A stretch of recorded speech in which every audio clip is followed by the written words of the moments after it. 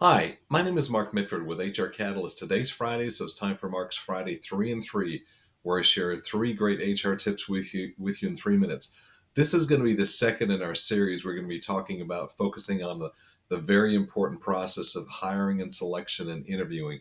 Today, we're actually going to be talking about something that's going to be critical before you actually start the hiring process. You've got to make sure that you are actually spending a lot of time creating a really good job posting for your positions. So, whenever you're going to be hiring nowadays, you've got to be doing a job posting on Indeed or LinkedIn or another tool like that to be able to get an intake on getting candidates in the door. The key thing is here the job description does not equal a job posting. A job posting has to be almost like a marketing pitch. It has to be talking about your culture, all the great things that are happening at your company. So making sure that you make your job posting you want it to be very compelling, why this person should actually be showing interest in the company, why is your company a great employer to work for. So that's one of the key things we wanted to focus on here.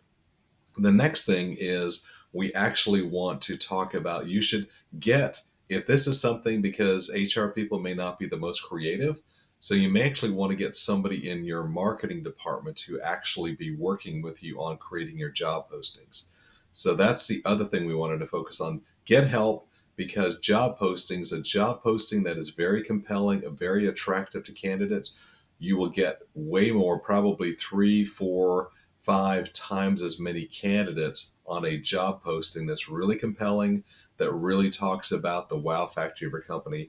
So, endorsing or getting your marketing organization to help you through that process and that creative process, absolutely the right thing to do here. And the last thing you want to be focusing on is really creating a proactive recruiting strategy, especially if you're growing. If you are going to be adding if you're a 100-person organization and you're going to be adding 20 new roles this year, making sure you actually come up with a strategy with your leadership team so that you can be much more proactive around recruiting versus reactive. And that's what bugs me a lot in HR. A lot of times we are very reactive, so making sure you know how many people you need when, what those positions look like, doing a compensation study on those positions. So that will be the other big thing is if you're in a growth mode, which is great, good for you, then make sure you actually come up with a hiring and recruiting strategy so you can get ahead of the curve in recruiting versus being very, very reactive and always scrambling to do a job of finding the right recruits. So those are the three items today. We're out of time. So, with that, have a great weekend and we'll talk again soon. Thanks so much. Take care. Bye bye.